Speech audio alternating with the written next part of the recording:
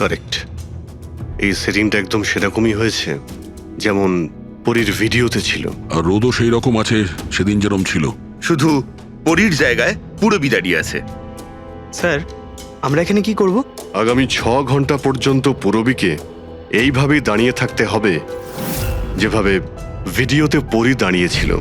আমরা এটাই দেখতে চাই যে যদি পরী সত্যি কথা বলে তাহলে 2 থেকে 4টের মধ্যে পূরবীর মুখে ঠিক সেই জায়গা থেকে রোদ্দুর পড়বে যেমন পরীর মুখে ছিল। আর স্যার যদি আমার ছায়া পরীর ছায়ার সাথে ম্যাচ না করে তো? তো দেখতে হবে। ক্যামেরা অন করো।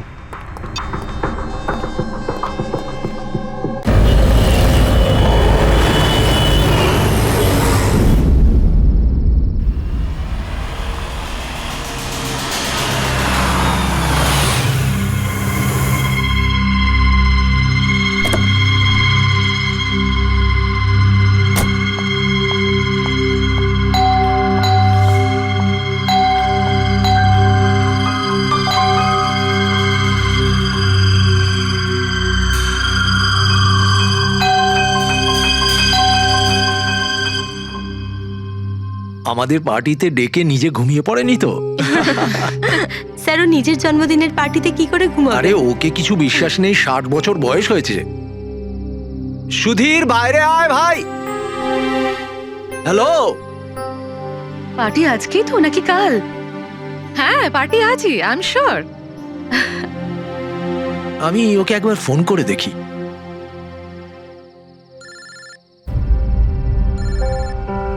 ভেতর থেকেই তো রিং শোনা যাচ্ছে, তাহলে কেউ গেট খুলছে না কেন? তাহলে ভিতর থেকে কেউ দরজা কেন খুলছে না? আমি বললাম না 60 বছর বয়স, এখনো বাচ্চা আছে। Sudhir,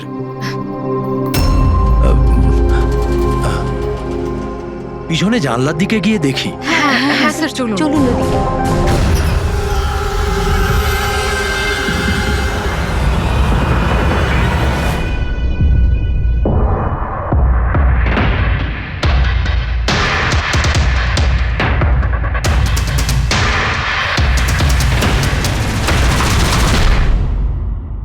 emergency medical card. এনার আমন্ড আর শেলফিশে অ্যালার্জি আছে।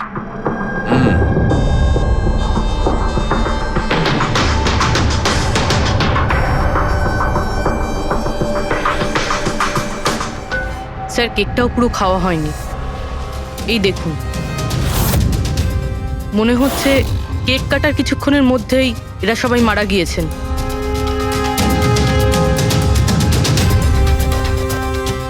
হাতাহাতির কোনো চিহ্নই নেই, সোজা গুলি করেছে।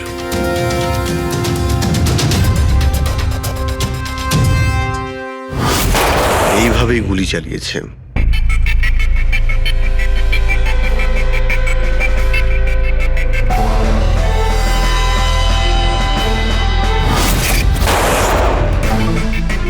আরেকটা লাশ কোথায়?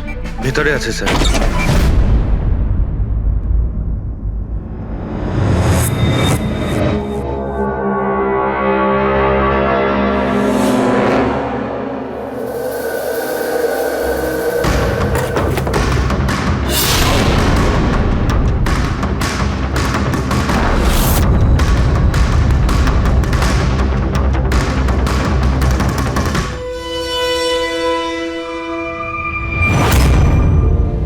গান কেস,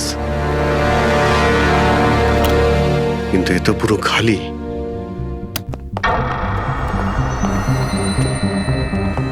তবে স্যার এই ঘটনা ঘটেছে কতক্ষণ হয়েছে? এই 4 জনের মৃত্যুই কালকে দুপুর 2 থেকে 4টের মধ্যে হয়েছে।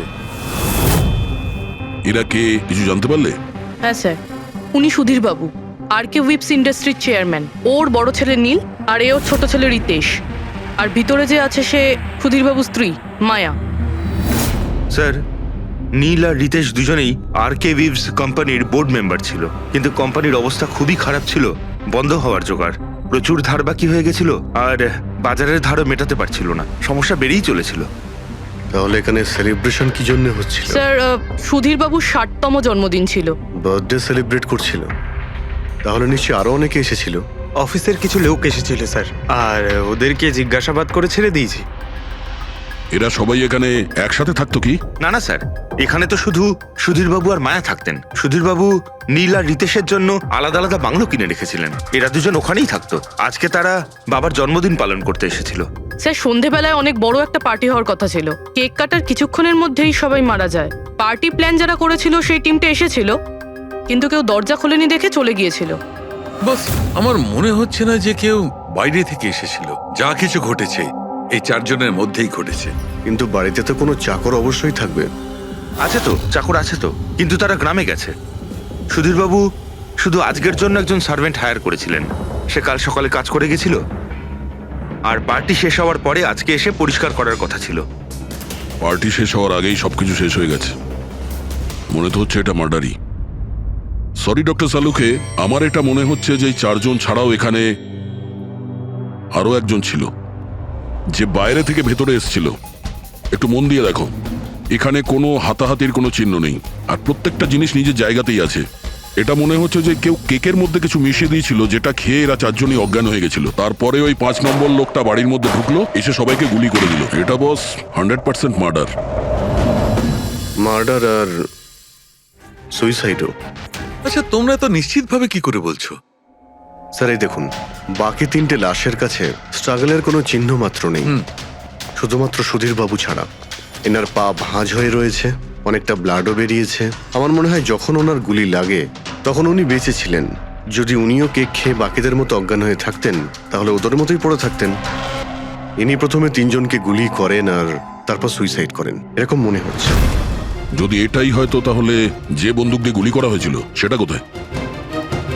সেটা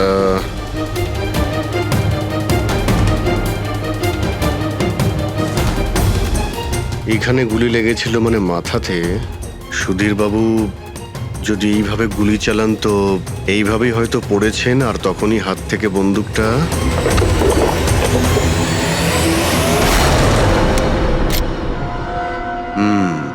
এই হলো বন্দুক। স্যার এই দেখুন, রিতেশের ফোনটা পেলাম। স্যার ও কেক কাটার কিছুক্ষণ পরেই নিজের সোশ্যাল পেজে এই সেলফিটা পোস্ট করেছে।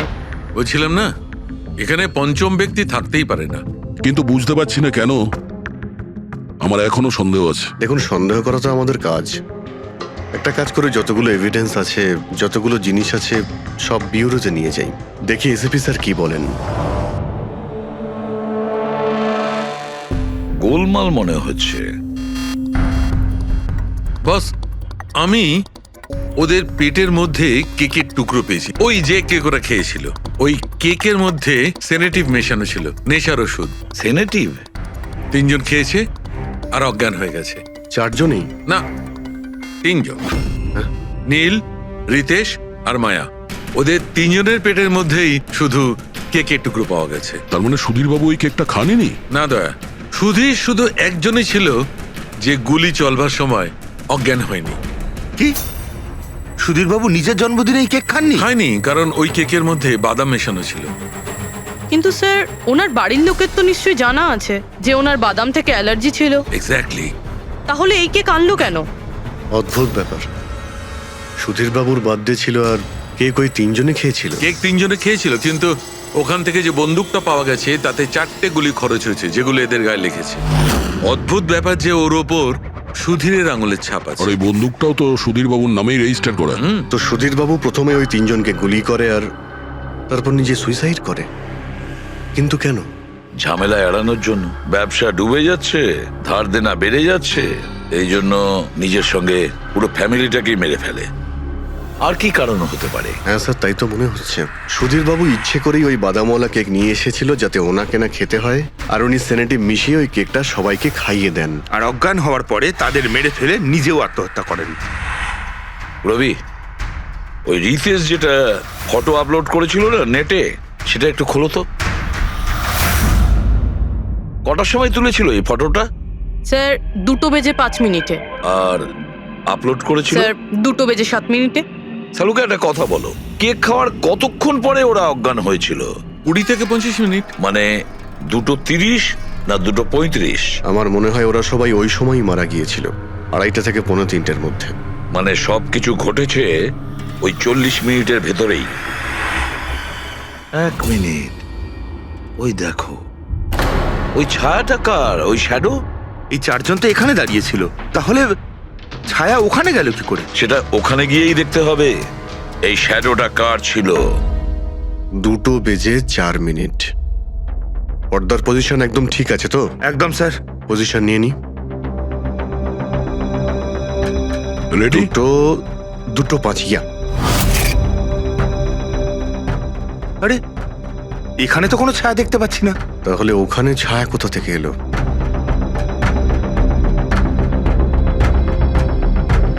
রোদটা এই দিক থেকেই আসছে। পুরবি তুমি ওইখানটা গিয়ে দাঁড়াও তো। ইয়া ব্যাস।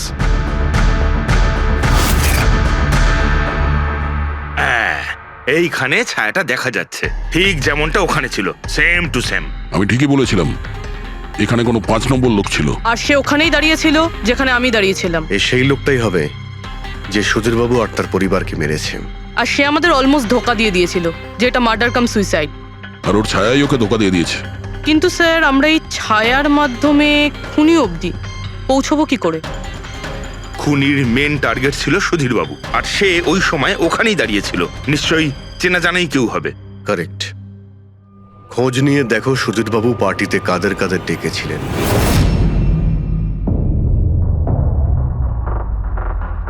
স্যার আমি পড়ি। তুমি সুধীরের এক্সিকিউটিভ অ্যাসিস্ট্যান্ট? হ্যাঁ স্যার আমি Jahnavi. Marketing head. Yes sir. হ্যাঁ স্যার, আমি জগন্নাথ, আমি কোম্পানির লয়ার। আর সুধীরবাবুর পার্সোনাল লয়ারও। আগে হ্যাঁ, কিন্তু আপনারা আমার কাছে কি জানতে চাইছেন? সুধীরবাবুর কোম্পানিতে প্রায় 300 লোক কাজ করতেন, কিন্তু উনি পার্টিতে শুধু আপনাদের 3 জনকেই ডাকলেন।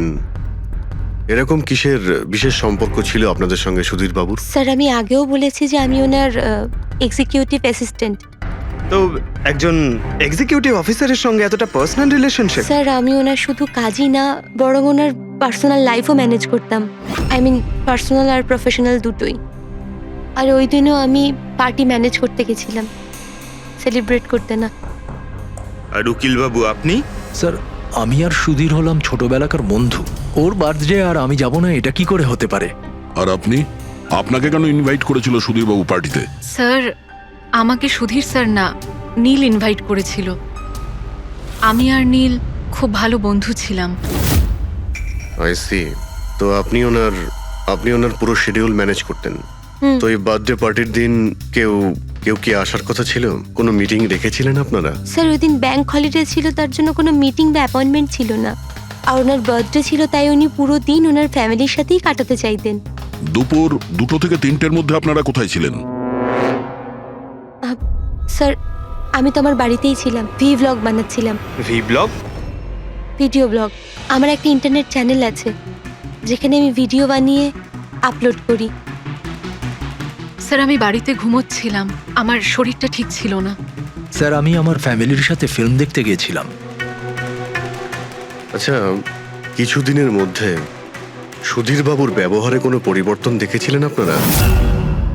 হ্যাঁ স্যার, আমি একটা জিনিস নোটিস করেছিলাম। স্যার আজ থেকে ঠিক 1 মাস আগে আমাদের মিটিং চলছিল।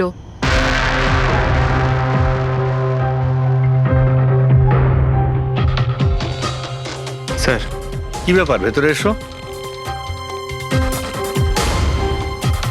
ঠিক আছে তুমি যাও।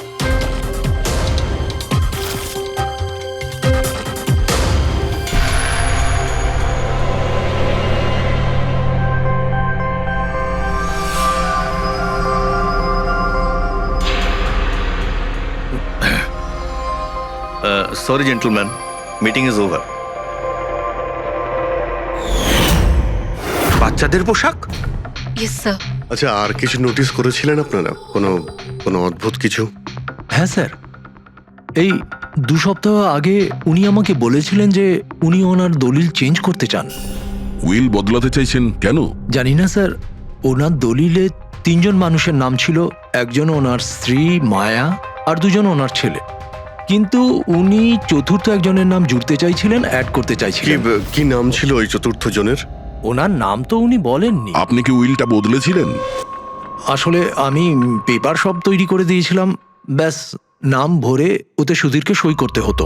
জানি না কি হলো, হঠাৎ নিজের বার্থডের কিছুদিন আগে ও আমাকে বলল যে দলিল বদলাতে চায় না, ওই পুরনো দলিলটাই থাকবে।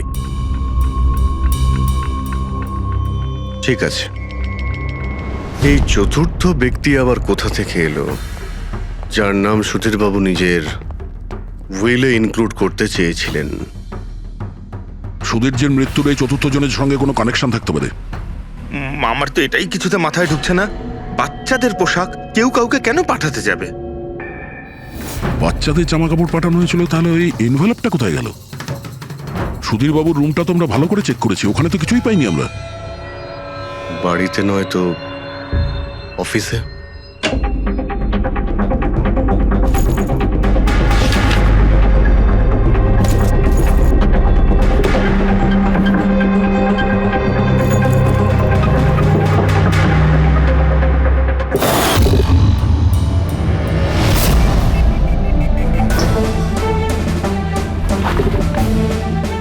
পেয়ে গেছি।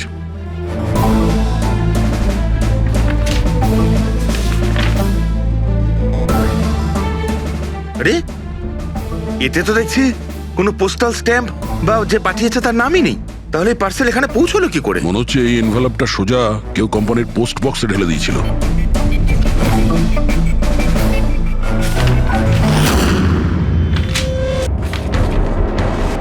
এই এনভেলপটা ডক্টর সালুকের কাছে পাঠিয়ে দিই, উনি হয়তো কিছু পেতে পারেন। ঠিক আছে।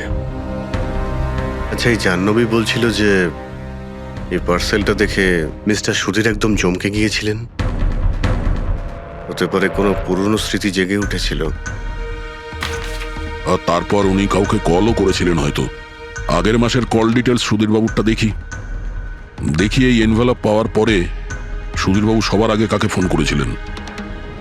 সুধীরের ফোন এসেছিল অনেক বছর বাদে। কি কথা হয়েছিল আপনাদের দুজনের? খুব রেগেছিল যে আমি ওকে কেন এনভেলপটা পাঠিয়েছিলাম, কিন্তু আমি তো ওকে এনভেলপ পাঠাইনি। কিন্তু কোনো কারণ তো ছিল যাতে সুধীরবাবু আপনাকে সন্দেহ করেন। হ্যাঁ, নিশ্চয়ই। ওই এনভেলপে বাচ্চার জামা ছিল। ওর মনে হয়েছিল ওটা সেই জামাটাই যেটা আমি আর সুধীর আমাদের সন্তানের জন্য কিনেছিলাম। আমাদের বাচ্চার জন্য? আমার আর সুধীরের সন্তান। 30 বছর আগে আমি আরকে ওয়েবস কোম্পানিতে অ্যাকাউন্ট ডিপার্টমেন্টে কাজ করতাম। সুধীরের বাবা সেটার মালিক ছিল। ওখানেই সুধীর আর আমার সম্পর্ক হয়েছিল। আর কিছু বোঝার আগেই আমি বুঝতে পারি যে আমি সুধীরের সন্তানের মা হতে চলেছি। তো আপনাদের দুজনের বিয়ে হয়নি? না, হয়নি। সুধীর তো কথা দিয়েছিল, কিন্তু ওর প্যারেন্টস রাজি হয়নি, কারণ আমি ওদের স্টেটাসে ছিলাম না। ওনারা তো সুধীরের বিয়ে অনেক বড়লোক বাড়িতে আর সেম স্টেটাসে করতে চেয়েছিলেন। তারপরে ওর প্যারেন্টস আর ফ্যামিলি খুব চেষ্টা করেছিল ওকে, আমাকে, এমনকি আমার ফ্যামিলিকেও বোঝানোর জন্য যে আমি বাচ্চাটাকে নষ্ট করে দিই। আমিও ঠিক করেছিলাম যে যাই হয়ে যাক আমি আমার সন্তানকে জন্ম দেবই। 15ই মার্চ 1990 সালে আমার সন্তান এই পৃথিবীতে এসেছিল, কিন্তু সেই রাতেই ও মারা গিয়েছিল। যে বাচ্চাটাকে কোলে নিয়ে আদর করছিলাম, ছোট ছোট জামা কাপড় পরাচ্ছিলাম, কিচ্ছু করতে পারিনি আমি ভেবেছিলাম যে এরকম সময় তো সুধীর আমার পাশে থাকবে, আমাকে সাপোর্ট করবে, কিন্তু ও তো এর আগেই আমার সাথে কথা বলাটাও বন্ধ করে দিয়েছিল। আর ওই মাসেই ও মায়াকে বিয়েও করেছিল। তো সেই জন্যই আপনি আজ অব্দি বিয়ে করেননি আর এখানে একাই থাকেন? হ্যাঁ। সুধীরবাবু আপনার সঙ্গে যা যা করেছেন তার জন্যে খুব কষ্ট হয়েছে আপনার, হয়তো খুব ঘেন্না করতেন ওকে। আমার থেকে বেশি ঘেন্না ওকে আর কেই বা করতে পারে। উনি আপনাকে আপনার অধিকার দেয়নি, আপনি সম্পত্তিতে ভাগ চাইলেন, আর যখন সম্পত্তি উনি আপনাকে দিলেন না তখন আপনি রেগে গেলেন আর মেরে দিলেন ওকে। আমি ওকে মারিনি, আর আমি ওকে কেন মারবো? আমি তো চেয়েছিলাম যে ও বেঁচে থাকুক আর সারা জীবন কষ্ট পাক। যেদিন সুধীরবাবু মারা যান সেদিন দুপুরবেলা আপনি কোথায় ছিলেন? আমি বাড়িতেই ছিলাম। আপনার কাছে কোনো উইটনেস বা প্রমাণ আছে? কোনো প্রমাণ নেই। হ্যালো, হ্যাঁ স্যার। ওকে স্যার, হ্যাঁ এখানেই আছেন, আমি বলে দিচ্ছি। হ্যাঁ, ইয়েস স্যার। স্যার, সালুঙ্কি স্যার ফরেন্সিকে ডাকছেন তাড়াতাড়ি, বলছিলেন যে কিছু দেখাতে চান। ওকে। শুনলে তো বিশ্বাসই করতে পারবে না বস। ওই এনভেলপটাকে যখন আমি ভালো করে পরীক্ষা করলাম তাতে কোনো ফিঙ্গারপ্রিন্ট তো পাইনি, কিন্তু ওই এনভেলপ থেকে আমি ডিএনএ এর জন্য স্যাম্পল পেয়ে গেছি। যে ওই চিঠিটা পাঠিয়েছে সে মনে হয় মুখ দিয়ে থুতুর সাহায্যে ওটাকে সেঁটে দিয়েছে। আর এইভাবে ওই এনভেলপ থেকে আমি স্যালাইভা স্যাম্পল পেয়ে গেছি, যার থেকে ডিএনএ টেস্ট করতে পারবো। কিন্তু ডক্টর, ডিএনএ টেস্টিং এতে তো 4 থেকে 6 সপ্তাহ লাগবে। হ্যাঁ, আর আমি 5 দিনের জন্য যাচ্ছি দিল্লি এক কনফারেন্সে। কিন্তু তার আগে আমি কিছু প্রাইমারি টেস্ট করিয়ে নিয়েছি। তো স্যার আপনি এই টেস্ট থেকে কি পেলেন? এই টেস্ট থেকে আমি জানতে পেরেছি যে এইটা যার ডিএনএ হোক না কেন তার ডিএনএ সুধীর বাবুর ডিএনএ এর সঙ্গে ম্যাচ করছে। কি? তার মানে এই যে তার মানে হচ্ছে এইটা যে এই চিঠিটা পাঠিয়েছে সেটা সুধীর বাবুর কোনো রক্তের সম্পর্কের লোক। তার মানে সুধীরেরই নিজের কেউ সুধীরকে ব্ল্যাকমেল করছে, কিন্তু কে কে হতে পারে? স্যার, অদিতির পেটে যে বাচ্চাটা ছিল সেটা তো মরা অবস্থায় জন্মেছিল। হ্যাঁ, আর রইল বাকি সুধীর বাবুর 2 ছেলে নীল আর রিতেশ। ওরা দুজন আবার সুধীর বাবু আর অদিতির গোপন রহস্যটা জেনে ফেলেনি তো? হতে পারে তার জন্যই ব্ল্যাকমেল করছিলেন, বাচ্চাগুলোর পোশাক পাঠিয়ে। আচ্ছা স্যার, ওই যে বাচ্চাদের পোশাক পেয়েছিলাম ওগুলো কি সত্যি পুরনো নাকি ময়লা টয়লা করে পুরনো দেখানোর চেষ্টা করা হয়েছে? আমি ওগুলোকে স্পেশালাইজড ল্যাবে পাঠিয়ে দিয়েছি চেক করার জন্য, তাড়াতাড়ি জানা যাবে। আচ্ছা, পুরবি সুধীর বাবুর ছেলের ব্যাপারে কি জানতে পেরেছো? কি করতো? স্যার, 1 বছর আগে সুধীর বাবু নিজের কোম্পানিতে নিজের ছেলেদেরকেই বোর্ড মেম্বার বানিয়েছিলেন, আর তারপর থেকেই কোম্পানি লসে যেতে শুরু করলো। ওরা কোম্পানির টাকা নিয়ে নিজেরাই নয়-ছয় করতো, দামি দামি গাড়ি, প্রচুর শখ মেটাতো, সবকিছু করতো শুধু কাজ বাদ দিয়ে। কিন্তু স্যার সুধীরবাবু তার ছেলেদের খুব ভালোবাসতেন, দুজনের জন্য আলাদা আলাদা বাংলো। আচ্ছা, এটা নয় তো যে ওদের দুজনের মধ্যেই কেউ ওই এনভেলপটা লেটার বক্সে ফেলেছিল? কিন্তু একটা কথা কিছুতেই মাথায় ঢুকছে না, এই ব্ল্যাকমেলিং কেন? আরে ভাই, টাকার জন্য। কোম্পানি ডুবে যাচ্ছিল। কারেক্ট। কোম্পানি কাঙাল হওয়ার আগে যা কিছু গুছিয়ে নিতে পারে গুছিয়ে নাও। যদি সুধীর বাবুর 2 ছেলে তাদের বাবাকে টাকার জন্য ব্ল্যাকমেল করে থাকে, তাহলে নিশ্চয়ই ওনার ব্যাংকের অ্যাকাউন্টে নিশ্চয়ই টাকা এসে থাকবে, খুব বড় রকমের ফিগার। একটা কাজ করো, এই দুজনের পার্সোনাল অ্যাকাউন্ট, কোম্পানি অ্যাকাউন্ট সব চেক করো, দেখো কোনো বড় অ্যামাউন্ট এসেছিল কিনা। স্যার, স্যার কিছু পেয়েছি স্যার। আরকে ভিপস ইন্ডাস্ট্রি থেকে কোটি টাকা ট্রান্সফার হয়েছে স্যার। কার অ্যাকাউন্টে ট্রান্সফার হয়েছে? 1 মিনিট দেখছি। এগুলো রিতেশ আর নীলের অ্যাকাউন্টই হবে? না স্যার, প্রাইভেট অ্যাকাউন্ট, রেচেলের নামে। কোন টাকা? আপনারা কি নিয়ে কথা বলছেন? আমি কিচ্ছু জানি না। কোন টাকা? সেই টাকাটা যেটা আরকে ভিপসের অ্যাকাউন্ট থেকে তোমার অ্যাকাউন্টে ট্রান্সফার হয়েছে। এবার কিছু মনে পড়েছে? ওটা তো আমার স্যালারি, আমি ওখানে কাজ করতাম। স্যালারি? 11 কোটি স্যালারি? হ্যাঁ, তাও আবার 2 সপ্তাহের। ওই হিসাবে তো তোমার মান্থলি স্যালারি 22 কোটি টাকা হবে। কি কাজ কি করো তুমি? ব্ল্যাকমেলিং এর কাজ।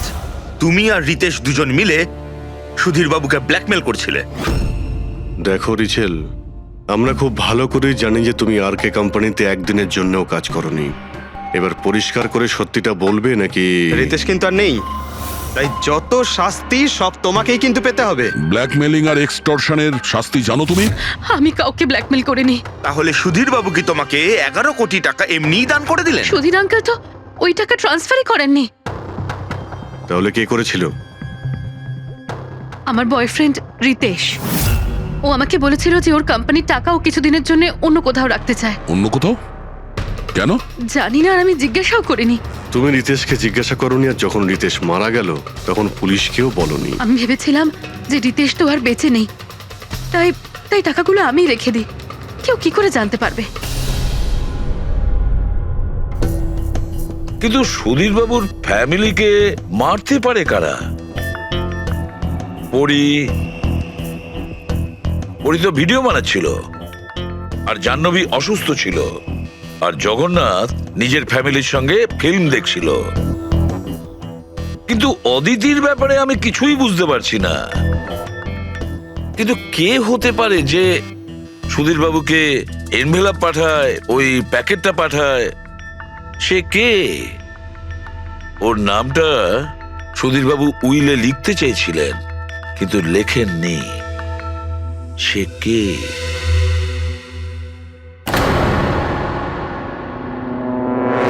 প্রেমের দ্বিতীয় কেকটা কোথা থেকে আসলো? হ্যাঁ স্যার, এখানে দুটো কেক। সেটাই তো, যখন বার্থডে ছিল সুধীরবাবু তার নিজের ফ্যামিলির সঙ্গে, ছোট কেকটা কেন কাটতে যাবে যেখানে এত বড় কেকটা রয়েছে এর সামনে? স্যার, যাতে ও রাতে পার্টিতে বড় কেক খেতে পারে। আরে ভাই, সুধীরবাবু কি 18 বছরের বাচ্চা ছিল নাকি যে নিজের বার্থডেতে দুটো কেকের অর্ডার দেবে? স্যার, হতে পারে এই কেকটা ওনাকে কেউ গিফট করেছে, এই কিন্তু বাদামওয়ালা সেটা কেক। তো বক্সে নিয়ে আসবে, আর তার উপরে কেক শপের নামটাও লেখা থাকবে। না স্যার, ওখানে তো আমরা কোনো বক্স পাইনি। ছিল না? হতে পারে কেউ এই কেকটা বাড়িতে বানিয়েছে। সেই জন্যই আমরা ওখানে বক্স পাইনি। কিন্তু এই আমন্ড দেওয়া কেক পাঠালোটাকে? স্যার, হ্যাঁ, স্যার আমি জাহ্নবীর সোশ্যাল প্রোফাইল চেক করছিলাম। স্যার, এখানে ওর অনেক অনেক ছবি আছে যেখানে ও কেক আর পেস্ট্রি বেক করছিল। বেকিং ও খুব পছন্দ করে। হ্যাঁ, আমি বেকিং পছন্দ করি, তাতে কি? তো কিছু না, তুমি বাদামওয়ালা কেক বানিয়েছিলে না সুধীরবাবুর জন্য? আমি যখন জানি যে ওনার বাদামে অ্যালার্জি, তাহলে আমি ওনার জন্য বাদাম কেক কেন বানাবো? কারণ তুমি চাইছিলে যে উনি কেকটা না খান, যদি খেতে অজ্ঞান হয়ে যেত না। আর তুমি চাইতে যখন তুমি ওকে মারবে তখন যেন ওর জ্ঞান থাকে, কষ্ট পায় তোমার সামনে, প্রাণ ভিক্ষা করে, তাই না?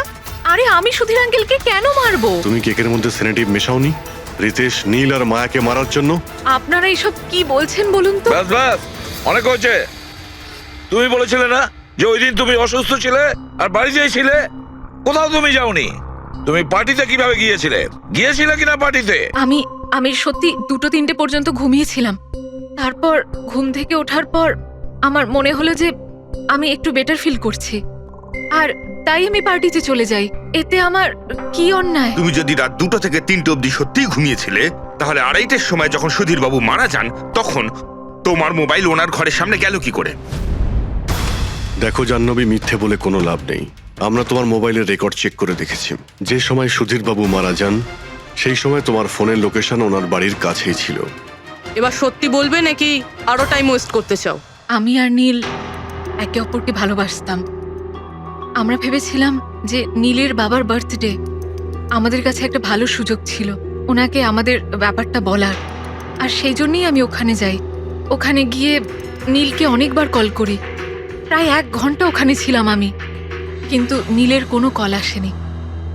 আমি ভেবেছিলাম নীল হয়তো সময় পাচ্ছে না আমাকে কল করার। মিথ্যে কথা। তোমার মনে হয়েছিল নীল তোমাকে ঠকাচ্ছে, সেই কারণে তুমি ওকে আর ওর পুরো ফ্যামিলিকে মেরে দিয়েছো। এই আপনারা কি বলছেন বলুন তো? আমি বেকিং করতে ভালোবাসি, তার মানে তো এটা নয় যে খুনটা আমি করেছি। ইন্টারনেটে রেসিপি দেখে তো যে কেউ কেক বানিয়ে ফেলতে পারে। কেক বানানো কি এমন কঠিন কাজ? আর রিতেশের গার্লফ্রেন্ড রেচেল, ও তো বেকিং করে। আপনারা ওকে কি কেন কিছু জিজ্ঞেস করছেন না? সবাইকে জিজ্ঞেস করবো আমরা। ডাকো সবাইকে। ভীষণ ইন্টারেস্টিং কেস এটা। এরকম খুব কম হয় যে এতজনের কাছে একটা লোকের প্রাণ নেওয়ার জন্য সুযোগও আছে আর মোটিভও আছে। আপনারা আবার? আরে স্যার, আমি কেন মারবো ওনাকে? আপনি নীলকে বিয়ে করতে চেয়েছিলেন, ওর ফ্যামিলির লোকেরা রাজি হয়নি। এ তো খুব বড় একটা কারণ খুন করার। আর সুধীরবাবুর ফ্যামিলির জন্য আত্মমর্যাদা, সোশ্যাল স্ট্যাটাস অনেক গুরুত্বপূর্ণ ব্যাপার ছিল। এর সবচেয়ে বড় এক্সাম্পল অদিতি দেবী। আর সুধীরবাবু এই নিজের সম্পত্তি আর স্ট্যাটাসের জন্য আপনার জীবন নষ্ট করে দিয়েছেন। তাহলে আপনার থেকে বেশি ঘৃণা আর কে করতে পারে? আমার কাছে পয়সার কোনো মূল্য নেই, আর না কোনো বিষয়ে রিগ্রেট। আফসোস তো তোমার হওয়ার কথা রাচেল। এখানে তো 5,000 টাকার জন্য মানুষকে খুন করে, আর তুমি তো বসে বসে 11 কোটি টাকা পেয়েছো। আর আপনি? আপনার হাতে তো সুধীরবাবু তার লাইফের রিমোট কন্ট্রোল দিয়ে দিয়েছিল। আপনি সবই জানতেন ওনার ব্যাপারে। এটাও জানতেন যে উনি ওনার গানটা কোথায় রাখেন। দেখুন, আপনাদের যা ইচ্ছে বলতে পারেন। আমি আপনাকে আগেও বলেছিলাম যে আমি সেদিন ঘরে ভিডিও ব্লগ বানাচ্ছিলাম। চাইলে আমার ফোনও চেক করতে পারেন। হ্যাঁ হ্যাঁ, নিশ্চয়ই। ওই দেখি, জানা তো যাবে কিভাবে ভিডিও ব্লগ বানানো যায়।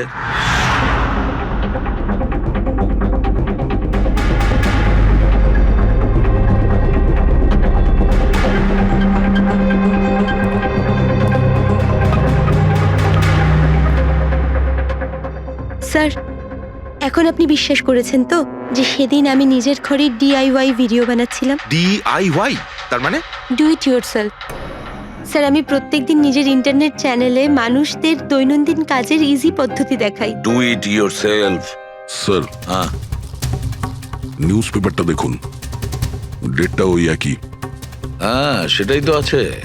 মানে ভিডিও ওই দিনই শুট করা হয়েছিল। স্যার হ্যাঁ পুরবি, স্যার আমি মেমোরি কার্ডের ডেট আর টাইম চেক করেছি। এই ভিডিওটা ওই দিনই তৈরি করেছিল, 2টো থেকে 4টের মধ্যে। আচ্ছা আর স্যার পরীর মোবাইল লোকেশন ক্রস চেক করেছিলাম আমরা, তাতে দেখলাম ও সেদিন বাড়িতেই ছিল। পুরবি, একটা কাজ করো, এই 4 জন লেডিসকে আলাদা ঘরে বসাও। স্যার হুম, চলো।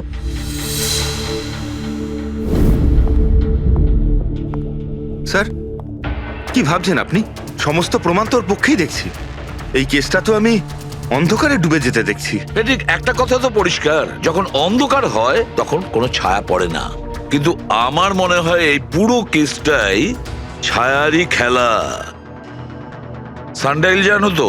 সানডাইল এই জিনিসটা আসলে সূর্যের আলো কোন দিকে যায় সেই অনুযায়ী টাইমটা দেখায়। হ্যাঁ, সানডাইল এমন একটা জিনিস যেটা থেকে আমরা আকাশের সূর্যের পজিশনটা বুঝতে পারি, যেটা থেকে আমরা সময়টা আন্দাজ করতে পারি। এবার দেখো, আমাদের পৃথিবী ঘুরতে থাকে আর সেই জন্য সূর্যের অ্যাঙ্গেলটাও বদলে যায়, যেটার কারণে সানডাইলে ছায়ার পজিশনটা বদলাতে থাকে। এটা তো মাথায় ঢুকে গেছে স্যার, কিন্তু এটার এই কেসটার সাথে কি সম্পর্ক বলুন এর তো? সঙ্গে সম্পর্ক আছে ফেডরিক। পরি, এই পুরো প্রমাণগুলোই আমরা পরীর কাছ থেকে কালেক্ট করেছি। পরি সে এমন একজন কেউ, পুরো এভিডেন্স গুলো ম্যানিপুলেট করতে পারে, মেমোরি কার্ডের ডেটটাও চেঞ্জ করতে পারে, পুরো এভিডেন্সেস কন্ট্রোল করতে পারে, কিন্তু সূর্যকে কন্ট্রোল পরি করতে পারে না। ভুলে যেও না যে সূর্য কোনো সময়ই ভুল সময় সে দেয় না। তার মানে পরী ভিডিওতে ডেট আর টাইম দুটোই চেঞ্জ করে দিয়েছে। হয়তো চেঞ্জ করেছে বা করেনি, কিন্তু এখন আমরা এই ছায়াকে প্রশ্ন করব যে পরি সত্যি বলেছে না মিথ্যে বলেছে। কারেক্ট, এই সেটিংটা একদম সেরকমই হয়েছে যেমন পরীর ভিডিওতে ছিল। আর রোদও সেই রকম আছে সেদিন যেরকম ছিল। শুধু পরীর জায়গায় পুরবি দাঁড়িয়ে আছে। স্যার আমরা এখানে কি করব? আগামী 6 ঘন্টা পর্যন্ত পুরবীকে এইভাবেই দাঁড়িয়ে থাকতে হবে যেভাবে ভিডিওতে পরী দাঁড়িয়েছিল। আমরা এটাই দেখতে চাই যে যদি পরী সত্যি কথা বলে তাহলে 2টো থেকে 4টের মধ্যে পুরবীর মুখে ঠিক সেই জায়গা থেকে রোদ্দুর পড়বে যেমন পরীর মুখে ছিল। আর স্যার যদি আমার ছায়া পরীর ছায়ার সাথে ম্যাচ না করে তো? তো দেখতে হবে। ক্যামেরা অন করো।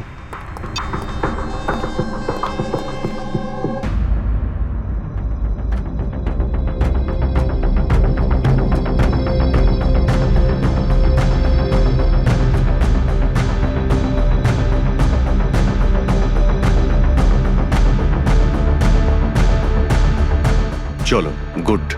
ওকে পুরবী, রিল্যাক্স। আচ্ছা কি আছে এই ভিডিওতে? আরে দেখতে দাও ভাই।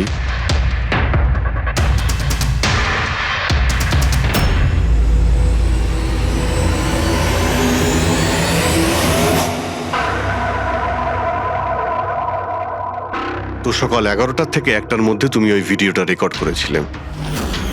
আর তুমি খুব চালাকির সাথে ভিডিও ডেট আর টাইম চেঞ্জ করে দিয়েছো। মেমোরি কার্ডের ডেট আর টাইম বদলে দিয়েছিলে, নিজের মোবাইল ফোনটা বাড়িতে রেখে দিয়েছিলে যাতে আমরা ওখানকার লোকেশন পাই। তুমি কি মনে করেছিলে এসব করার ফলে আমরা বোকা হয়ে যাব? হ্যাঁ, না তুমি আমাদেরকে বোকা বানাতে পারলে, না আকাশে ওঠা সূর্যকে। তোমার ভিডিওতে রোডের ডিরেকশন দেখে স্পষ্টই বোঝা যাচ্ছে ওই ভিডিওটা 11টা থেকে 1টার মধ্যে শুট করা হয়েছে। চেষ্টাটা ভালোই করেছিলেন, কিন্তু রিসার্চ ওয়ার্কটা একটু দরকার ছিল। পরি, তোমার ব্যাপারে আমরা সব কিছু জেনে গেছি। পড়ি, আমাদের হয়তো ম্যাক্সিমাম 4 সপ্তাহ সময় লাগবে তোমার ডিএনএ টেস্ট করে এটা প্রমাণ করতে যে তুমি সুধীর বাবুর মেয়ে, কিন্তু তাতে সত্যিটা বদলে যাবে না।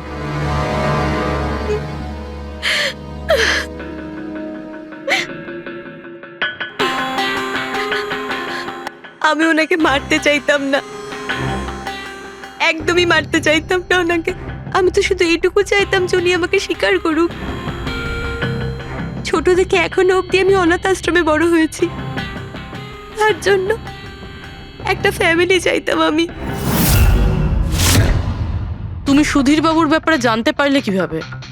ওই আমার ছোটবেলার জামা কাপড়ের জন্য। ওই জামা কাপড়ে হসপিটালের কার্ড ছিল, উনি ওটা বের করতে ভুলে গেছিলেন। ওই কার্ডে বাবার নাম্বারও ছিল।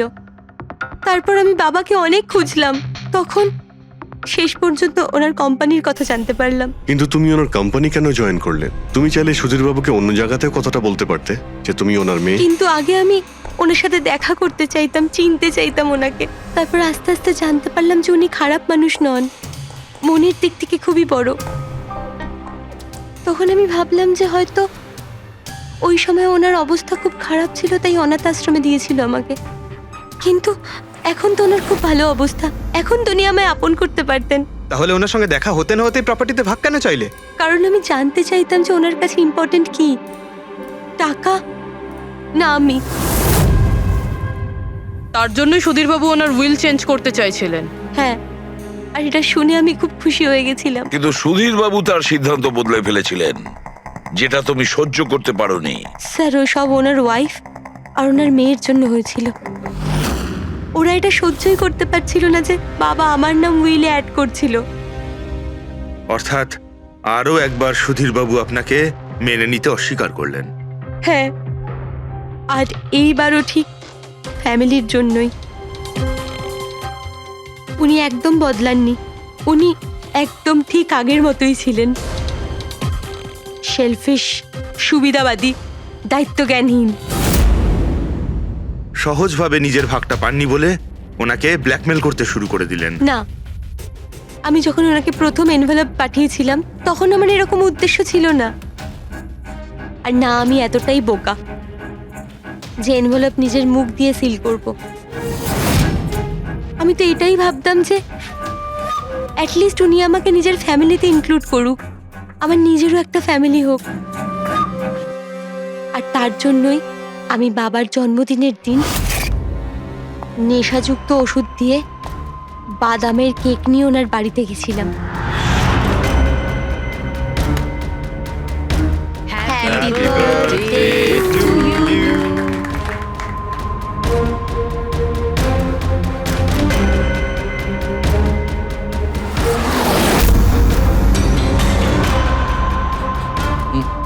আমার অ্যালার্জি আছে।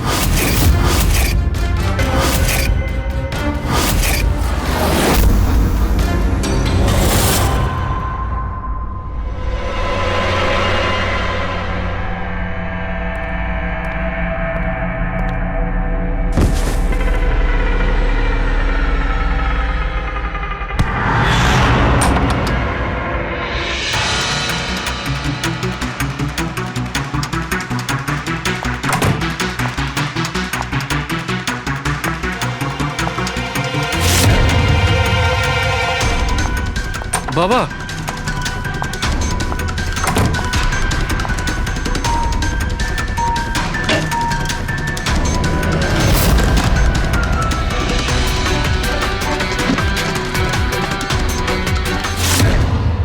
তুমি সুধীরবাবুর পুরো ফ্যামিলিকে মারতে চেয়েছিলে না?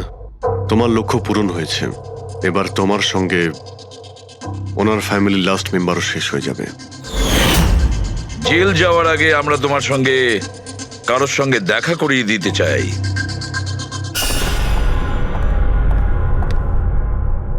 ইনি অদিতি দেবী, তোমার মা। মা, আপনাকে মিথ্যে বলা হয়েছিল যে আপনার সন্তান মৃত জন্ম নিয়েছিল।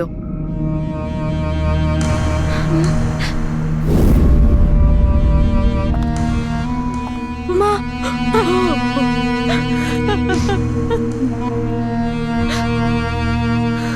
ওর এই সুধীর বাবু আর তার ফ্যামিলিকে শেষ করে দিয়েছে। আমরা দুঃখিত, আপনারা দুজন আবার বিচ্ছিন্ন হয়ে যাচ্ছেন।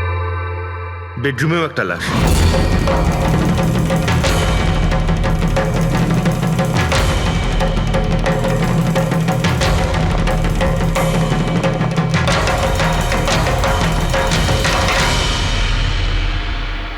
আওয়াজ শুনে হয়তো ওঠার চেষ্টা করেছিলেন, আর এখানেই মেরে দিয়েছে।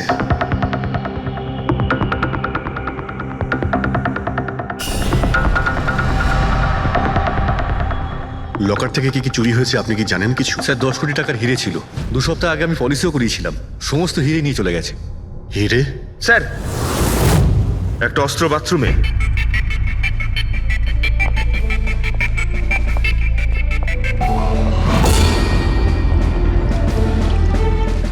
মনে হচ্ছে এইটা দিয়ে সব কটাকে মেরেছে।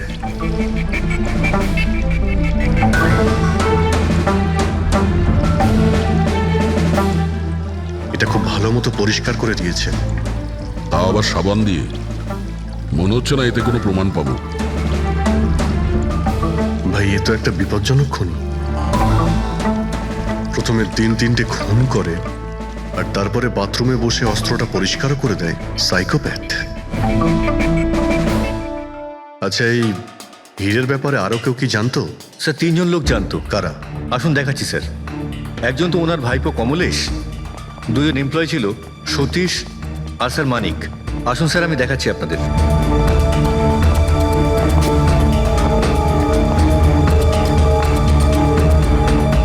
স্যার, ইনি হলেন শেঠ ভাইয়ের ভাইপো কমলেশ। হ্যাঁ, আমি কমলেশ। ওনারা আমার কাকু কাকিমা ছিলেন। আর এ হলো মানিক, আর ও সতীশ। হ্যাঁ স্যার, ওই হিরে পলিশ করার কাজ আমাকে আর মানিক স্যারকে দিয়েছিল। আর স্যার, আমার 10 কোটি টাকার হিরে নিয়ে চলে গেল। আমি তো বরবাদ হয়ে গেলাম। কোথা থেকে আমি ফেরত পাবো বলুন?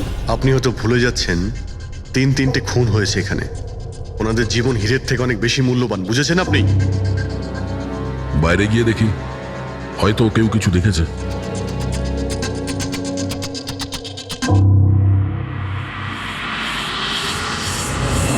আমাদের কাল রাতের সিসিটিভি ফুটেজ চাই। এই ক্যামেরা চলছে তো? হ্যাঁ স্যার, কিন্তু কাল রাত 2 থেকে 3টের মধ্যে কারেন্ট চলে গেছিল।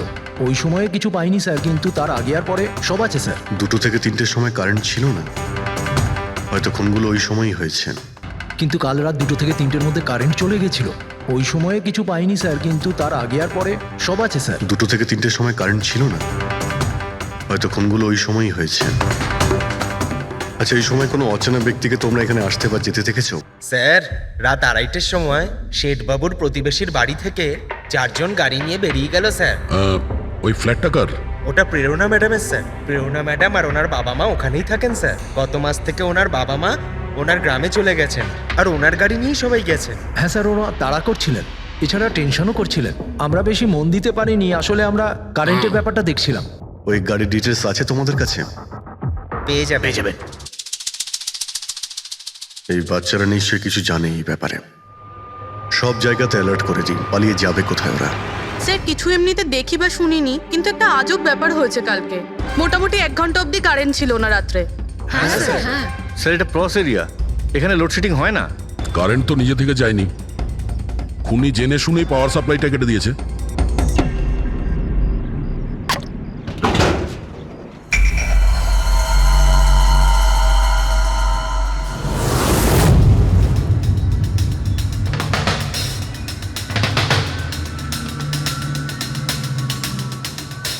স্যার, এই দেখুন, কেউ নাড়াচাড়া তো করেছে। যেই লোকটা এই ওয়্যারটা কেটেছে, সে খুব ভালো করেই জানতো এই ওয়্যারটা কাটলে পুরো এরিয়ার কারেন্ট চলে যাবে। আর পুরো সোসাইটিরও। হ্যাঁ। ঠিক আছে, থ্যাংক ইউ। পরিষ্কার, কেউ রাত্রি 2টোর সময় এই জাংশন বক্স থেকে পাওয়ার সাপ্লাই কেটে দিয়েছিল, যাতে সোসাইটির যে সিসিটিভি ক্যামেরাগুলো আছে সেগুলো অফ হয়ে যায়। তারপরে ও কম্পাউন্ডে ঢুকলো আর মিস্টার সিডের ঘরে ঢুকে গেছিল। আর প্রায় 2 থেকে 2:30টার সময় খুনটা করে, হিরেগুলো চুরি করে, আর তারপর ওখান থেকে পালিয়ে যায়। আর তারপর 3টের সময় আবার কারেন্ট চলে এলো।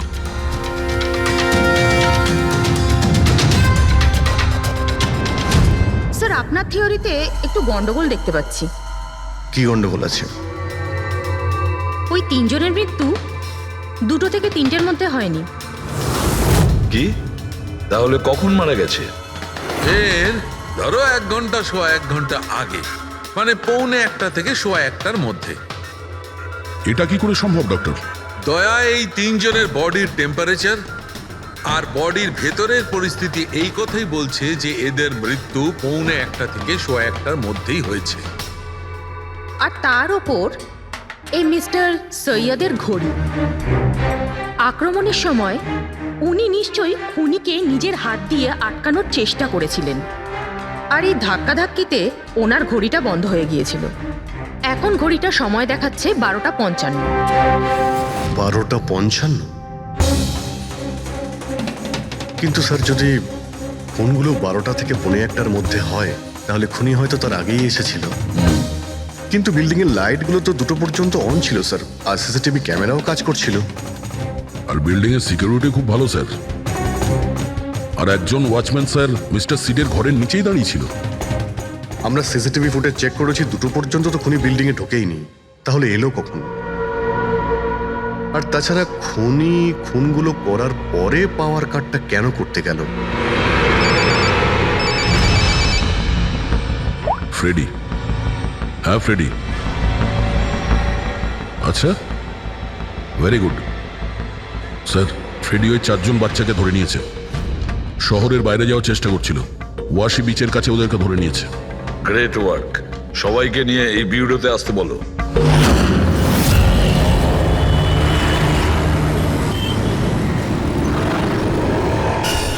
ওরা আমাদের জন্য মরে গেছে। এগুলো তোমরা ওই হীরের জন্য করেছো না? হিরে? হিরে? আপনি কোন হীরের কথা বলছেন স্যার? হীরের ব্যাপারে তোমরা কিছু জানো না? যদি নাই জেনে থাকো তাহলে মেরেছো কেন? হ্যাঁ স্যার, আমরা কাউকে মারিনি। ওই কাবারা মেরেছে স্যার, আরও আমাদের জন্যই এসেছিল। আমরাই ওকে ডেকেছিলাম স্যার। এই কাবারা আবার কে? ও একজন কুখ্যাত সিরিয়াল কিলার আর ডাকাত। এক মিনিট, এটা ওই 1940-এর কাবারা নয় তো? আরে, আমি এই ব্যাপার পড়েছি স্যার। ও শুধু লোকেদেরকে লুটতোই না স্যার, বরং তাদেরকে খুব খারাপভাবে মারতো। হ্যাঁ, উনি। আরে, ও তো মারা গেছে, বহু বছর হয়ে গেছে। তোমরা ওকে ডাকলে কি করে? আমরা একটা হিস্ট্রি প্রজেক্ট বানাচ্ছিলাম, তাই আমরা ভাবলাম যে সত্যি ডাকাতকে ডাকলে আরো ভালো হবে। তাই আমরা ওর আত্মাকে ডাকছিলাম, কিন্তু সবকিছু গন্ডগোল হয়ে গেল। যা কিছু হয়ে যাক, হাত ছাড়বি না।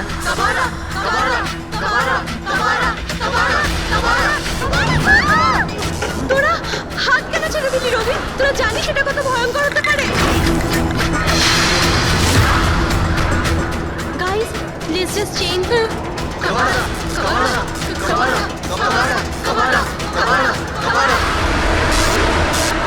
স্যার, তারপর হঠাৎ করে একটা শব্দ হলো, আর আমরা ওইদিকে তাকাতেই দেখলাম যে কাবারার ছায়া। ভূত ডাকছিলে তোমরা? চুপ চুপ। ভূতকে ডাকছে। আর তোমরা লেখাপড়া জানো তো? এই সমস্ত কথা বিশ্বাস করো?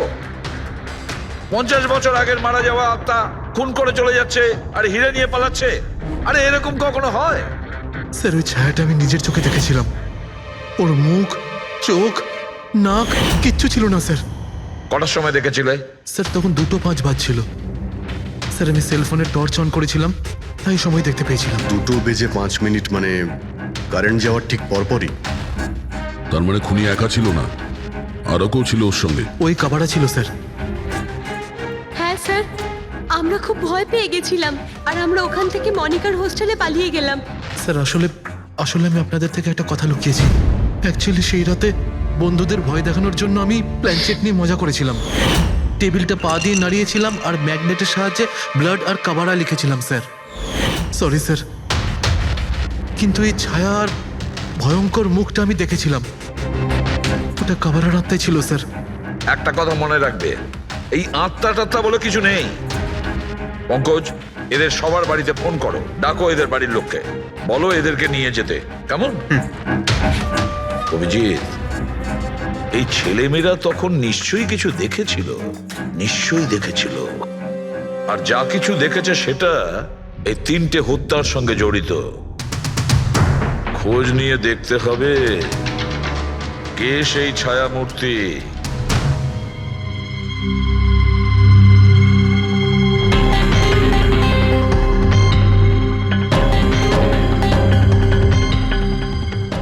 হচ্ছে ওরা খুনিকে দেখেছিল।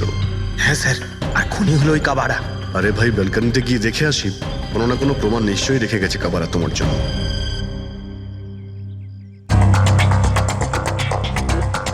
তাহলে এটা পড়ার আওয়াজ শুনেছিল লোকেরা।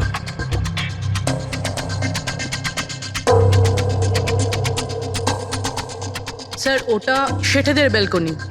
তো খুনি ওখান থেকে দৌড়ে এখানে এসেছিল, তখনই এই টপটা পড়ে গিয়ে ভেঙে গিয়েছিল। ওখানে গিয়ে দেখো তো।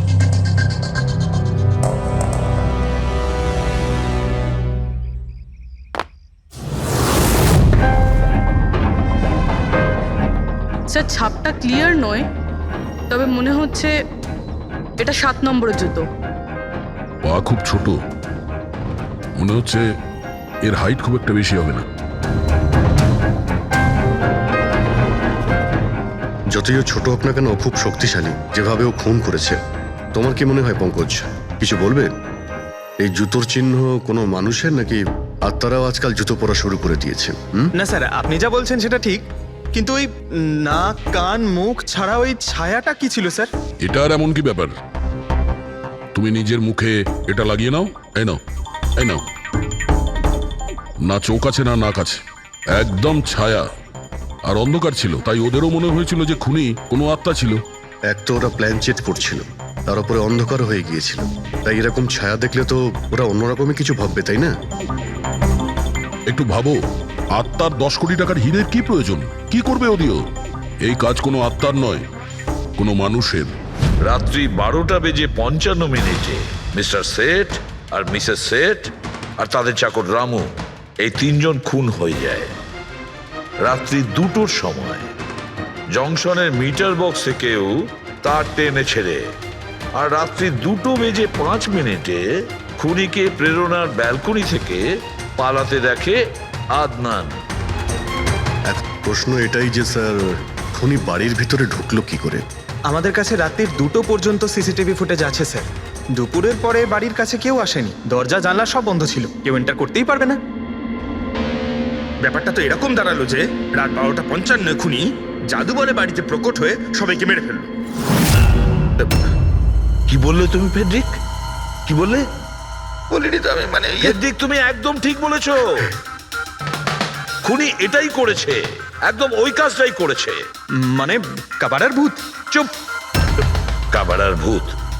আমি এটা বলতে চাইছি যে খুনি ওই খুনের রাতে ও আগে থেকেই উপস্থিত ছিল, বাইরে বেরোয়নি ও। তার মানে বাড়ির ভেতরেরই কোনো লোক?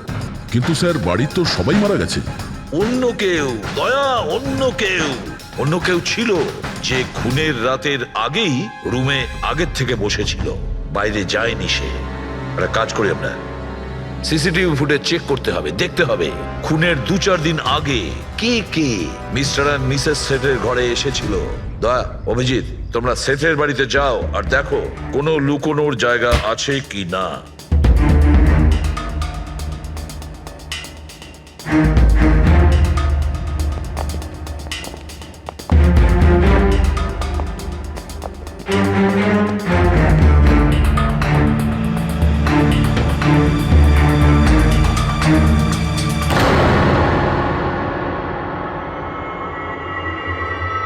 দয়া, এই পিঁপড়েগুলো দেখো উপরে যাচ্ছে।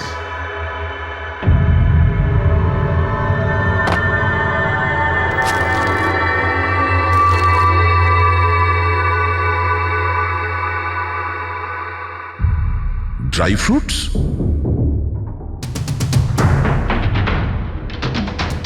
ড্রাই ফ্রুট নিয়ে ও হয়তো এখানেই লুকিয়ে বসেছিল। জায়গাটাও ভালো লুকোনোর জন্য, সুযোগের অপেক্ষায় ছিল। কিন্তু এই ঘরের মধ্যে ঢুকলো কবে?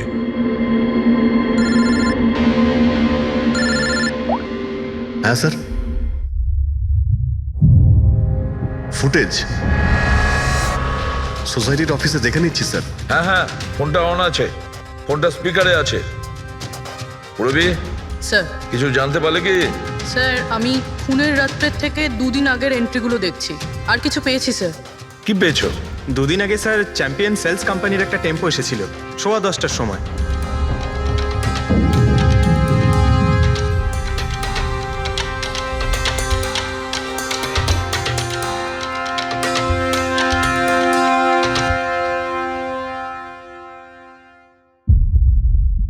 আর স্যার তার পরের দিন মানে খুন হওয়ার ঠিক একদিন আগে চ্যাম্পিয়ন সেলসের টেকনিশিয়ান মিস্টার শেঠের বাড়িতে এসেছিল, 1 ঘন্টা থেকে চলে গিয়েছিল।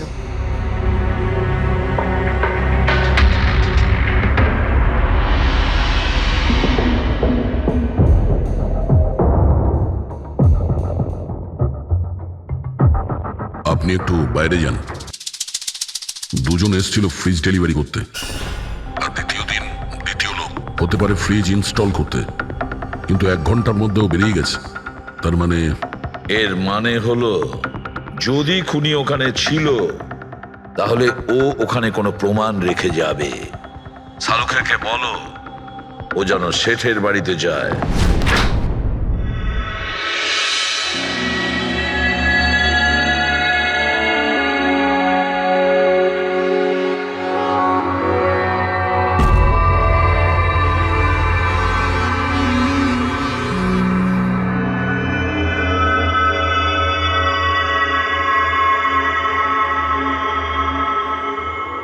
কিছু পাওয়া গেল ডক্টর?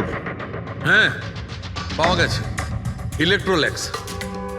হ্যাঁ, সোডিয়াম ক্লোরাইড, ইউরিয়া, ওই সব কিছুই যেগুলো একজন মানুষের ঘামের মধ্যে থাকে। আচ্ছা, এর মানে হলো খুনি এই ফ্রিজের মধ্যেই ঢুকে এসেছিল এখানে। যখন ফ্রিজের ডেলিভারি হয় ও ফ্রিজের ভিতরে লুকিয়েছিল আর বাড়িতে ঢুকে পড়ে। হ্যাঁ স্যার, কয়েকদিন আগে আমি নতুন একটা ফ্রিজ নিয়েছি। কোম্পানির লোক ডেলিভারির পরে ফ্রিজটা খুলতে দেয় না। তারপর 1-2 দিন পরে যখন ইনস্টলেশনের লোক আসে তারা ফ্রিজটা খোলে। তার মানে মিস্টার সিড আর তার বাড়ির লোক জানতেই পারেনি যে ঘরের মধ্যে আর কেউ ঢুকে বসে আছে। একদম, ওই লোকটি ফ্রিজের মধ্যে ঢুকে বসেছিল, ফ্রিজের মধ্যে ওর গরম লাগছিল, গরম থেকে ঘাম বেরিয়েছে, ওই ঘাম ফ্রিজের মধ্যে রয়ে গেছে। কিন্তু ডক্টর সালুখে, ফ্রিজের কার্টন তো সিল থাকে, তাহলে খুনি ভেতরে গেল কি করে আর নিঃশ্বাসই বা নিচ্ছিল কি করে?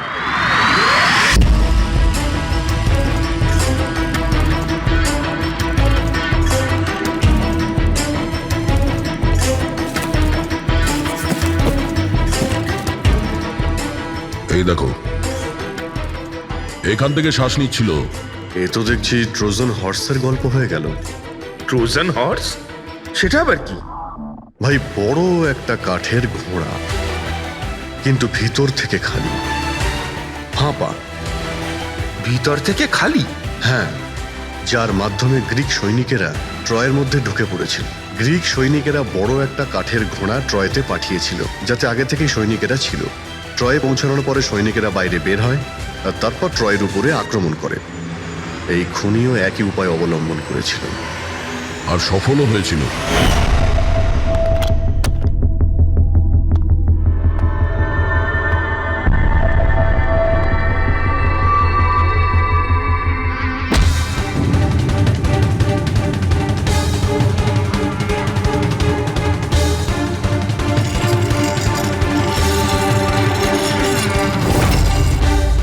কে তুমি?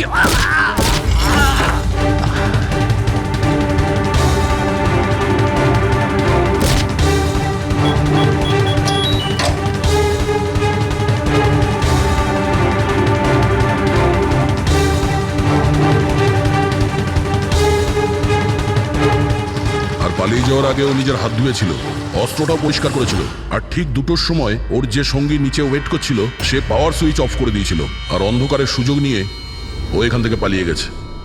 পালাতে গিয়ে ও ওইখানে ওই ব্যালকানিতে যায় যেখানে ও টপটা ফেলে দেয়।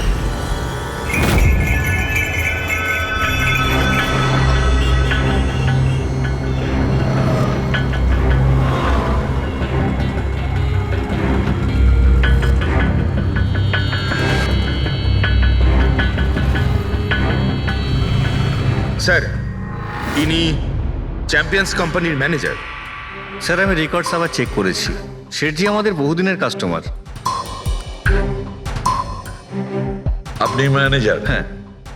আর তো তোমরা কৈলাস আর মানব, হ্যাঁ, স্যার। তোমরা ফ্রিজ ডেলিভারি করতে এসেছিলে শেঠ সাহেবের বাড়িতে, তাই তো? হ্যাঁ স্যার। আর তুমি রানা, তুমি ফ্রিজ ইনস্টল করেছিলে? হ্যাঁ স্যার। কিন্তু কি হয়েছে স্যার? মিস্টার সেট, ওনার স্ত্রী আর ওনার কাজের লোক খুন হয়েছেন। খুন?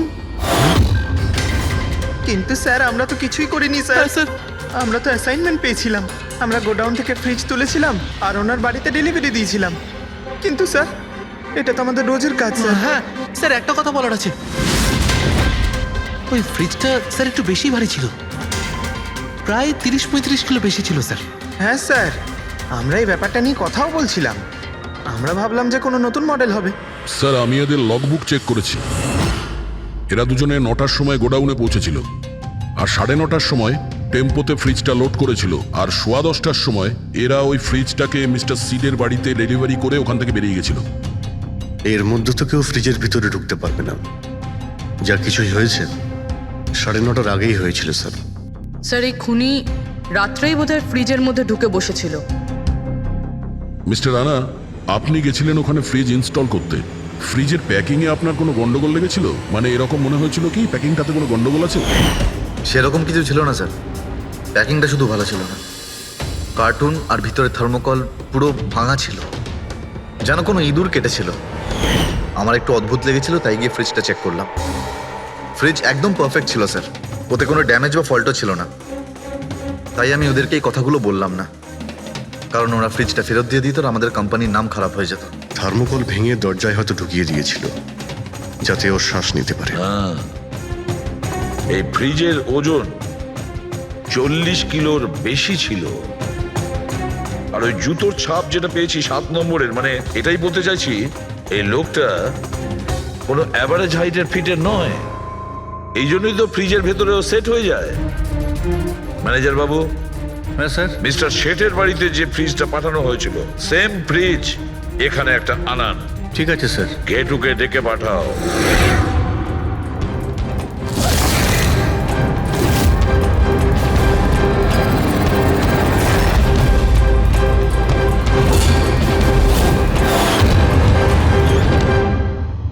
আপনি ডেকেছেন আর আমি চলে এসেছি। আরে বাহ, কেমন আছো ঘেটু? আরে স্যার, আরে বাবা, কি ব্যাপার, এতদিন বাদে এলে? সব ঠিকঠাক আছে তো? এখনো পর্যন্ত একদম ঠিকঠাক আছি। এখন আপনারা যখন আমাকে সিআইডিতে ডেকেই পাঠিয়েছেন, তাহলে দেখা যাক আমি আপনাদের কি কাজে লাগতে পারি। এবারে মন দিয়ে শুনুন। 3টে খুন হয়েছে আর আমরা সন্দেহ করছি যে খুনি ওই ফ্রিজের ভেতরে বসে লুকিয়ে ঘরের ভেতরে ঢোকে, 3 জনকে খুন করে আর পালিয়ে যায়। এই ফ্রিজটার ভেতরে? হ্যাঁ, এই ফ্রিজটার ভেতরে। আর স্যার? আর তোমাকে হ্যাঁ, ওইভাবেই ফ্রিজের ভেতরে যেতে হবে আর বসতে হবে। স্যার আমাকে ফ্রিজের ভেতরে যেতে হবে? হ্যাঁ। ওই ফ্রিজের দরজাটা বন্ধ হয়ে যাবে? অবশ্যই। তোমাকে ফ্রিজের ভেতরে বসে বাইরে বেরোনোর চেষ্টা করতে হবে। কিভাবে বাইরে বেরোবে আমাদের দেখাও। কিন্তু স্যার একটু এক গ্লাস জল পাওয়া যাবে? নিশ্চয়ই পাবে। ফ্রিজের ভেতরে যাও, ভেতরে যাও, যাও। যাচ্ছি স্যার। চল কেটু, চলে যা ফাঁসি কাটে। আজকে হয়ে গেছিস তুই বলির পাঠা। যাচ্ছি স্যার।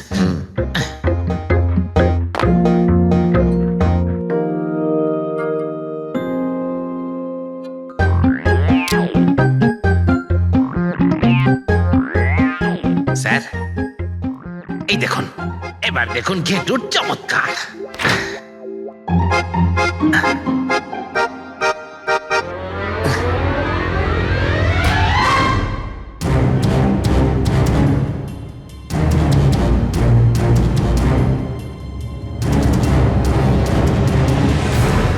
ঘেটু, ঘেটু, বাইরে বেরোনোর চেষ্টা করো। স্যার ভেতর থেকে খুলতে পারছি না, আপনাকে হেল্প করতেই হবে। ঘেটু, ঘেটু, বাইরে বেরোনোর চেষ্টা করো। ছুরি তো তোমার কাছে আছে। ঘেটু,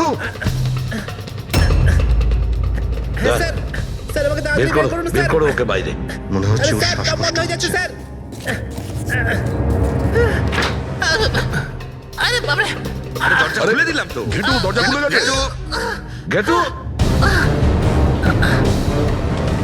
ঘেটু, স্যার, হ্যাঁ? আরে বাবা, আমার চশমা। হ্যাঁ, ওর চশমাটা দাও। ওকে কফি খাওয়াও, যাও। Thank you. আমারও তো তাই মনে হচ্ছিল, কিছু না কিছু গোলমাল তো নিশ্চয়ই আছে। সেটের বাড়ির ফ্রিজের যে কার্টুনটা আছে সেটা এত শার্প কাটা হয়েছে বাইরে থেকে, ভেতর থেকে এরকম ভাবে কেউ কাটতেই পারে না। নিশ্চয়ই কেউ বাইরে থেকে কেটেছে ওই খুনিকে বাইরে বের করার জন্য। সে যেই হোক না কেন স্যার, সে ফ্রিজের ডেলিভারি হওয়ার পরে বা ফ্রিজার ইনস্টলেশন হওয়ার আগে এর মধ্যেই হয়তো এসেছে। গেটো,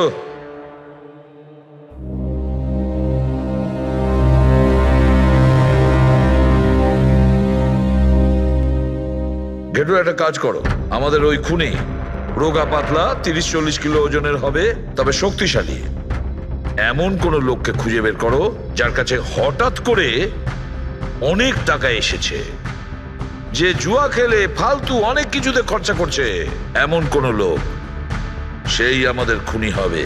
স্যার, হ্যাঁ পুরবী। স্যার, ফ্রিজের ডেলিভারি আর ইনস্টলেশনের মাঝখানে মিস্টার শেঠের ঘরে 3 জন এসেছিলেন। প্রথমজন হচ্ছেন পান্নালাল। হ্যাঁ, পান্নালাল সুরাট থেকে হিরে নিয়ে এসেছিল আর মিস্টার শেঠের বাড়িতেই ছিল। স্যার, হিরো তো ওনারই ছিল, তাহলে উনি খুন করলেন কেন? হতে পারে ওই হীরের ইন্স্যুরেন্স করেছিল, আর ইন্স্যুরেন্সের কোম্পানি থেকে ডবল লাভ নেবার জন্য এই সমস্ত খেলা খেলেছিল। আর স্যার, দ্বিতীয়জন হলো মানিক। ও মিস্টার শেঠের কোম্পানিতে কাজ করে। আচ্ছা, এই হীরের পালিশ তো এই করতো না স্যার? হতে পারে ওর হয়তো লোভ জন্মে গিয়েছিল। আর তৃতীয় জন মিস্টার শেঠের ভাইপো কমলেশ। হ্যাঁ স্যার, এই কমলেশ আসলে ওদের ওখানে থাকে না, ওর কোম্পানিতে কাজ করত, কিন্তু হীরের ব্যাপারে কিন্তু ও সবকিছু জানতো। হতে পারে লোভে পড়ে ওদের সবাইকে খুন করে দিয়েছে। ঘেটু। হ্যাঁ বলো ঘেটু, বলো। স্যার, একটা লোক আছে, ভিক্টর স্যার। ওর চেহারা সেম টু সেম একই রকম যেমনটা আপনারা বলেছিলেন। আর স্যার, ও খুব সহজে ফ্রিজের মধ্যে এঁটে যেতে পারে। আর স্যার, কয়েকদিন থেকে ও বেশ অদ্ভুত ধরনের কথাবার্তা বলছে, যেন যেন বড় একটা গুপ্তধনের খোঁজ পেতে চলেছে, অথবা ও যেন গুপ্তধন পেয়ে গেছে। স্যার, ও খুবই পাগল আর রকচটা ধরনের মানুষ। শুনেছি কয়েক বছর আগে ও নাকি সিরিয়াল কিলারও ছিল। স্যার, সব থেকে ইম্পর্টেন্ট কথা যেটা হলো, খুন যদি ভিক্টর করে থাকে তাহলে আমাদের হাতে বেশি সময় নেই স্যার। হয় ও দেশ ছেড়ে দিয়েছে, না হলে দেশ ছাড়ার মতলব ভাবছে। ভিক্টর তো একটা মাধ্যম, ওর পেছনে অন্য কেউ নিশ্চয়ই আছে। এই ভিক্টর দেশ ছেড়ে পালানোর চিন্তা করছে। পালিয়ে যাবে কোথায় স্যার? ওকে পালাতে দিলে তো ওর ফোনের লোকেশন থেকে জানতে পারবো কোথায় লুকিয়ে বসে আছে। অনেক পরিশ্রম করতে হয় সিআইডিতে। আর স্যার, স্যার এখানেই কোথাও আছে তাই না? হ্যাঁ ঘেটু, ওর মোবাইলের লোকেশন ওই আশেপাশেই কোথাও দেখাচ্ছে। খুন করার পরে ওখানে লুকিয়ে আছো। ঠিক আছে।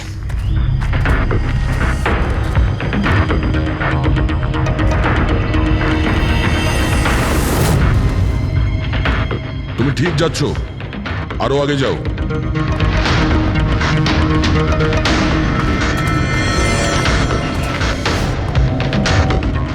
পঙ্কজ। স্যার,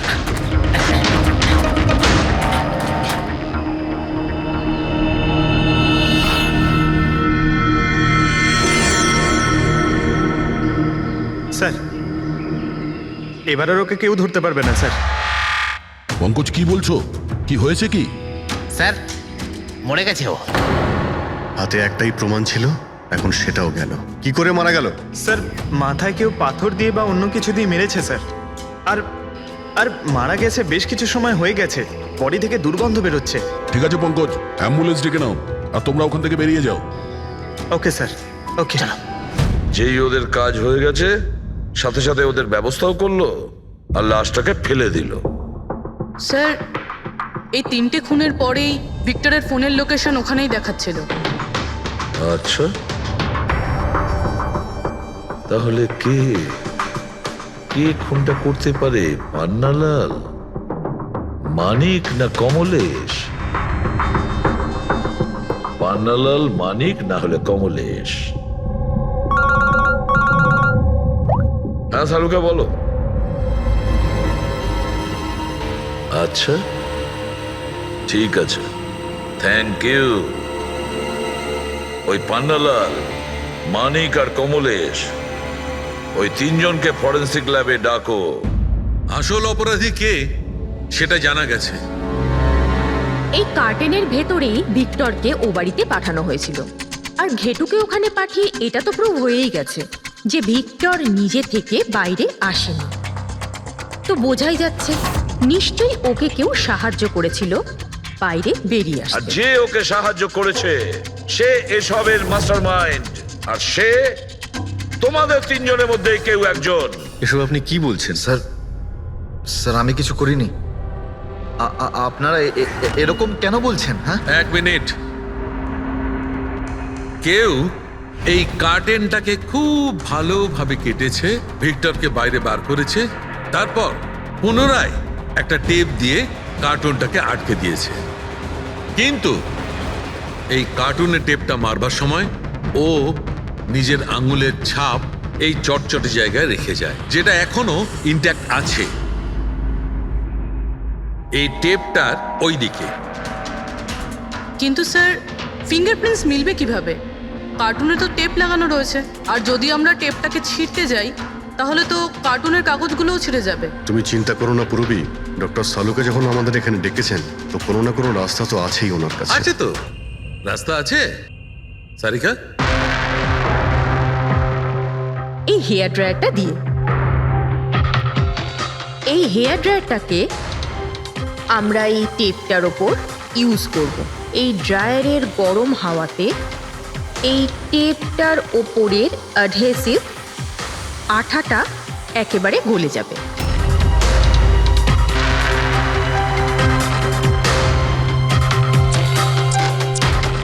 এই দেখুন, ফিঙ্গারপ্রিন্টস পরিষ্কার দেখা যাচ্ছে। আরে দারুণ করলেন সারিকা দেবী, সত্যিই অপূর্ব। ফিঙ্গারপ্রিন্ট একদম পরিষ্কার দেখতে পাওয়া যাচ্ছে। হ্যাঁ, এবার শুধু ওদের সঙ্গে ম্যাচ করে দেখতে হবে।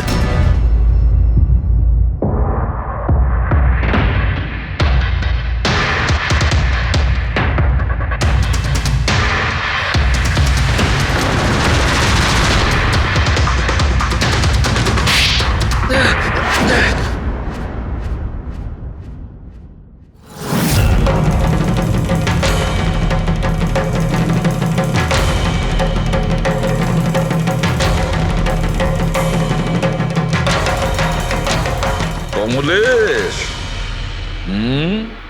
হ্যাঁ আমি করেছি। আমি ওই হিরেগুলোর ব্যাপারে জানতাম, আর আমি এটাও জানতাম যে ওরা একটা নতুন ফ্রিজ নিতে চলেছে। আর তখনই আমার মাথায় একটা প্ল্যান এলো। আমি ওই ফ্রিজটাকে ফ্রোজেন হর্সের মতো ইউজ করে ভিক্টরকে ওই বাড়িতে পৌঁছলাম। তারপর আমার হিরের লোভ হয়ে গেছিল। তারপরও রাতে বাড়ি এসে পৌঁছলো। তারপর সুযোগ দেখে আঙ্কেলের ফ্রিজটায় গিয়ে আমি লুকিয়ে গেছিলাম। আর তারপর ডেলিভারির পরে তুমি ওনার বাড়িতে যাও আর ভিক্টরকে ফ্রিজ থেকে বাইরে বের করো। সেই রাতে আমি কাকুর বাড়িতেই লুকিয়েছিলাম।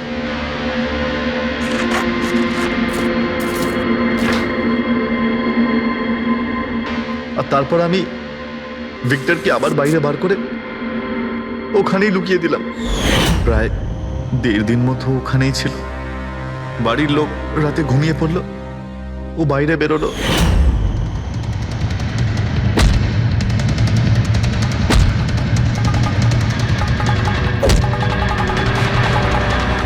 ও সবাইকে মারলো, আর তারপর হিরে চুরি করে আমার জন্য অপেক্ষা করছিল। ও, তাই ভিক্টর নিজের হাত আর অস্ত্র পরিষ্কার করছিল, কারেন্ট অফ হওয়ার জন্য অপেক্ষা করছিল, তাই তো? হ্যাঁ, তারপর আমি ভিক্টরকে আমার সাথে নিয়ে গেলাম।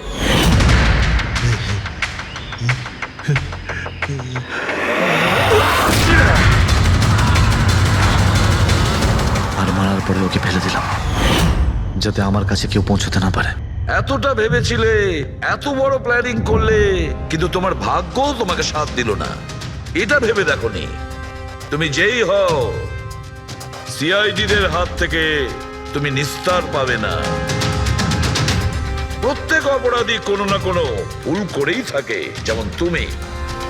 নিজের ফিঙ্গারপ্রিন্ট এখানে রেখে গেছো না, ব্যাস ওটাই আমাদের কাছে যথেষ্ট ছিল। 4 খুন করেছো তুমি হিরে পাওয়ার লোভে। এবার নিজের কর্মফল ভোগ করো।